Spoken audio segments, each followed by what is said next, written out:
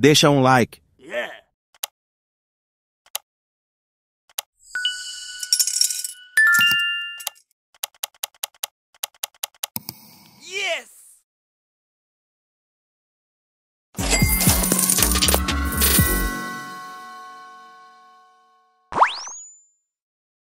Eu estava fazendo doutorado, era uma revalidação, na verdade, de um doutorado. Estava lá fazendo um crédito, e aí o cara levantou a mão lá e fez uma pergunta, e aí a professora pegou e falou, viu, eu realmente não sei, né? Aí todo mundo olhou e tal. Olha, vocês estão me olhando, né? Mas então, aí ela pegou e falou, eu também não sei nada de odontologia, não sei nada de construção civil, não sei nada de botânica, eu também não sei nada de matemática, então eu não sei nada de quase tudo. Então o fato de eu não saber isso também não deveria causar assim tanta estupefação. Nossa, Maria Aparecida Bacega, uma mulher inesquecível, né? Uma mulher inesquecível, uma professora, como você disse, libertadora mesmo. Libertadora. Né? E eu, nossa, como eu me escorei, como eu aprendi isso, né? Porque quando me tornei professor e também passei a ocupar, de certo modo, o lugar dela nesses espaços de pós-graduação, etc. Quantas e quantas vezes, porque ela ainda completou. Se eu tivesse que te responder, eu ia responder em cima do senso comum. E aqui não é o lugar, né? Para o senso comum, sim, o senso comum te responde. Sim. O que você tem que obter aqui é outro tipo de resposta que eu não consigo te dar. E eu achei que isso foi incrível. Por quê? Porque muitas vezes existe uma presunção de que as pessoas sabem tudo. Sim. E isto é uma presunção estúpida. Eu gostaria de lembrar de Sócrates sempre, né? Porque no final das contas a filosofia ocidental começa com esta consciência da própria ignorância. Só sei que não sei. E o fato de eu não de eu saber que não sei me faz, ou faz de mim, o mais sábio dos gregos. Né?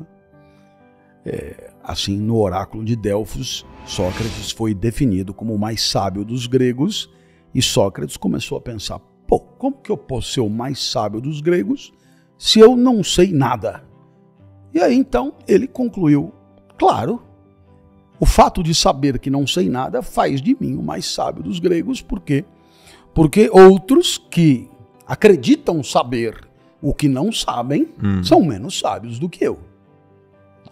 Então, você genuinamente ter essa consciência da própria ignorância te permite entrar no mundo com o copo vazio. Ou seja, apto ao enriquecimento. Apto ao aprendizado. Você senta para conversar com alguém e você genuinamente está com o copo vazio e não numa postura de que não há nada que essa pessoa possa dizer que possa me enriquecer.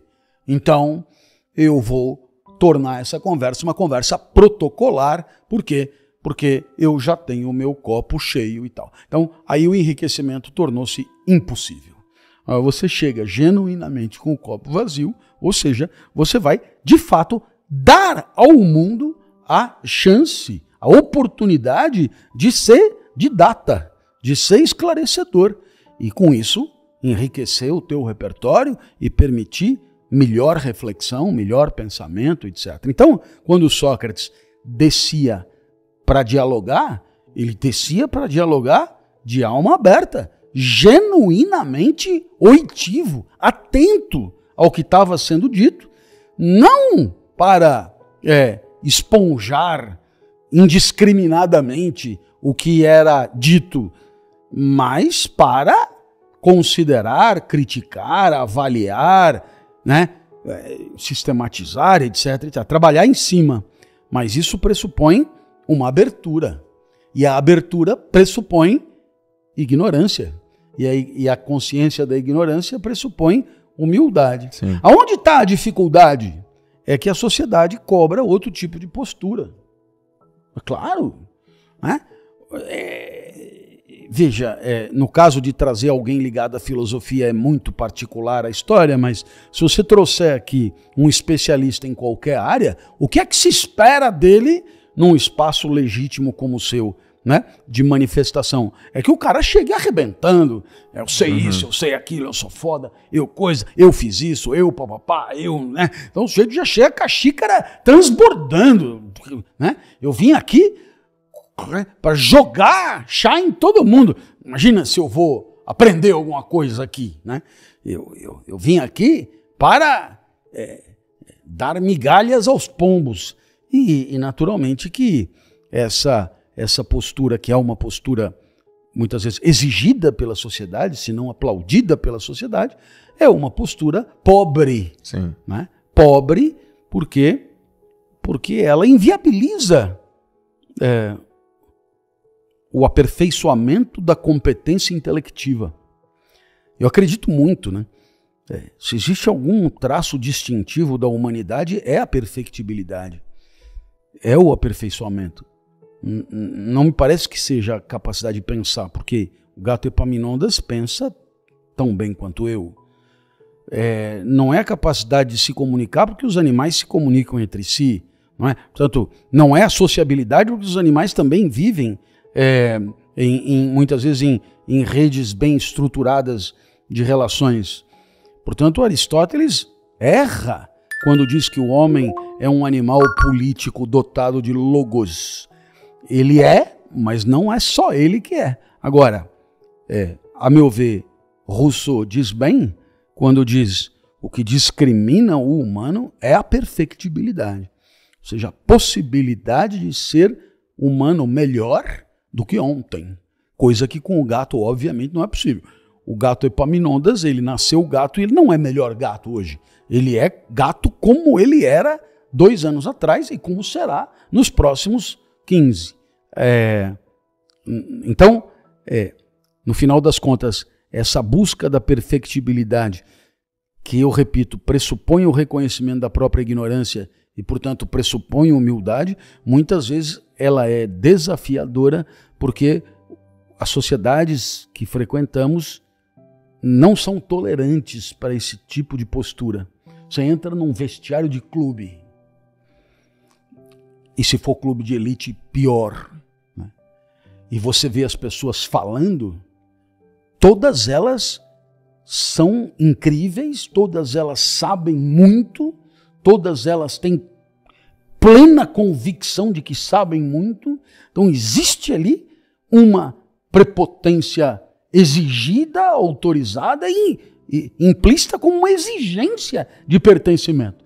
Se você chegar e disser o terceiro, sabe o que é? Eu não tenho certeza sobre isso. Acho que sobre isso eu não tenho opinião formada. Eu não tenho nada a dizer. Tenho enorme dificuldade nesse campo, etc. Você será cancelado. Seja de um jeito mais expeditivo, seja de um jeito mais edulcorado, mas você será tirado porque velho, esse cara é um frouxo, ele não se garante. Né? Então, curiosamente, muitas vezes a sociedade cobra uma arrogância ignorante, né? Cobra uma prepotência inconsistente. Ela cobra a certeza de um conhecimento que não existe. E é claro que, veja a contratação de alguém no mundo do trabalho. Se você chegar com uma postura filosófica numa entrevista de emprego, você não conseguirá. Isso que você conseguiu na USP é porque você estava num espaço de lucidez completamente raro. Sim. Raro. E mesmo lá, você encontrou pessoas especiais. Porque, né? Então, nada tem a ver com o que aconteceria numa multinacional, numa concorrência enorme. Você chega numa postura como essa, você é massacrado, né? Rolo compressor, porque não é o que se espera. Então, muitas vezes eu penso que se a filosofia fizesse parte da vida das pessoas desde mais cedo, se a filosofia integrasse a vida das pessoas na educação formal desde mais cedo, porque na informal sabemos que já é tarde, né? Nem todo mundo tem a sorte de ter um pai como você, né? Mas na educação formal poderia ser, né?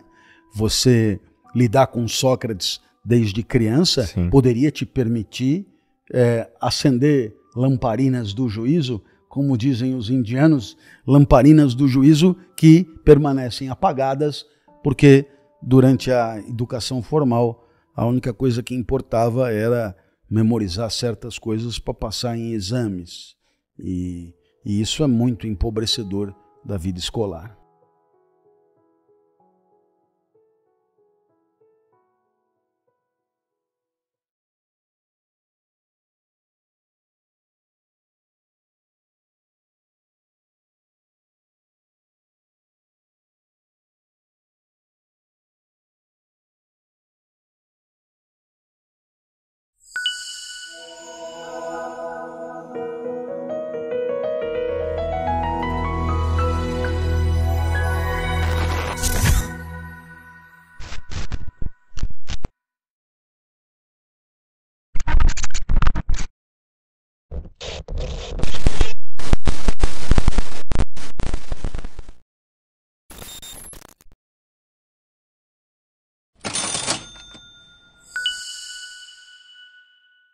E aí, deixou o seu like? Yeah.